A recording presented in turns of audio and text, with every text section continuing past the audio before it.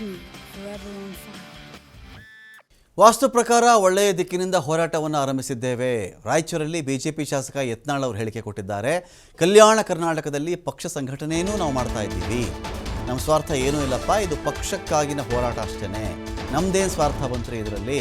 ವಾಸ್ತು ಪ್ರಕಾರ ಚೆಕ್ ಮಾಡಿಕೊಂಡ್ರೆ ಒಳ್ಳೆಯ ದಿಕ್ಕಿನಿಂದನೇ ನಾವಿಲ್ಲಿ ಹೋರಾಟ ಶುರು ಮಾಡಿದ್ವಿ. ಪಕ್ಷಕ್ಕಾಗಿ ಒಂದು ಹೋರಾಟ, ನಮ್ಮ ಸ್ವಾರ್ಥ ಇಲ್ಲ, ಇದು ಪಕ್ಷಾತೀತ ಹೋರಾಟ. ಇದು ನಾವು ಜನಗಳಿಂದ ಕಷ್ಟದಿಂದ ನಾವು ಮೇಲೆ ಬಂದಿದ್ದೇವೆ.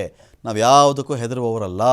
ನಾವು ದೆಹಲಿಗೆ ಹೋಗಿ ಜಗದಂಬಿಕಾ ಪಾಲ್ ಕೇಳಿರ್ತಕ್ಕಂಥ ವರದಿಯನ್ನು ಕೊಡ್ತೀವಿ ವಕ್ಫ್ ವಿಚಾರದಲ್ಲಿ. ದೇಶದಲ್ಲಿ ವಕ್ಫ್ ಆಸ್ತಿ 9.5 ಲಕ್ಷ ಇದ್ದದ್ದು 38 ಲಕ್ಷ ಹೇಗಪ್ಪ ಆಯಿತು ಇವ್ರ ಆಸ್ತಿ? ನಾವು ವಿಧಾನಸೌಧದಲ್ಲಿ ಲೆಕ್ಕ ಹಾಕಿದ್ದು 12 ಲಕ್ಷ. ಅದು ಹೇಗಪ್ಪ 38 ಲಕ್ಷ ಆಗಿಬಿಡ್ತು? ಜಮೀರ್ ಅಹಮದ್ ಬರೀ ಇದೇ ಕೆಲಸ ಮಾಡಿದ್ದಾರೆ. ಇಡೀ ಪಾಕಿಸ್ತಾನದ ವಿಸ್ತೀರ್ಣಕ್ಕಿಂತ ಹೆಚ್ಚು ಆಸ್ತಿಯನ್ನು ಕರ್ನಾಟಕದಲ್ಲೇ ಕ್ಲೈಮ್ ಮಾಡ್ತಾ ಇದ್ದಾರೆ ಇವರು ಅಂಥೇಳಿ ರಾಯಚೂರಲ್ಲಿ ಬಿಜೆಪಿ ಶಾಸಕ ಯತ್ನಾಳ್ ವಾಗ್ದಾಳಿ ಮಾಡಿದ್ದಾರೆ.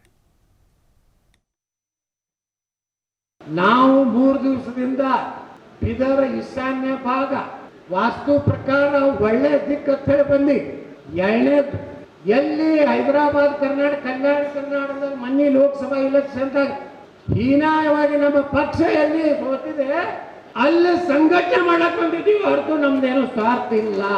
ಏನು ಸ್ವಾರ್ಥ ಐತ್ರಿ? ನಾ ಏನು ಇನ್ಫಾರ್ಮ್ ನಿಂತ್ಕೊಂಡಿದ್ದೀನಿ ನಾನು ರಾಯಚೂರ್ಕ, ನಾನು ನಿಂದ್ರಲಕ್ಕ ಬರೋದಿಲ್ಲ. ಎಷ್ಟು ಇದ್ದವು ನಾವು ಬಂದಿದ್ದು ನಾಳೆನ ಡಿಲಿಮಿಟೇಷನ್ ಆಗ್ತದೆ. ಲೋಕಸಭಾ ಸೀಟ್ ಹೆಚ್ಚಾಗ್ತವು, ವಿಧಾನಸಭಾ ಸೀಟ್ ಹೆಚ್ಚಾಗ್ತವು.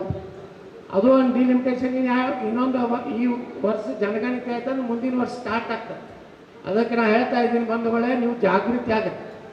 ಇದೇನು ಪಕ್ಷದಿಂದ ಯಾರಿಗೆ ರೈತರ ಬಗ್ಗೆ ಮಠ ಮಂದಿರಗಳ ಬಗ್ಗೆ ನಮ್ಮ ದೇಶದ ಬಗ್ಗೆ ಕಳಕಳಿದೆ ನೀವು ಹೊರಗೆ ಬನ್ನಿ.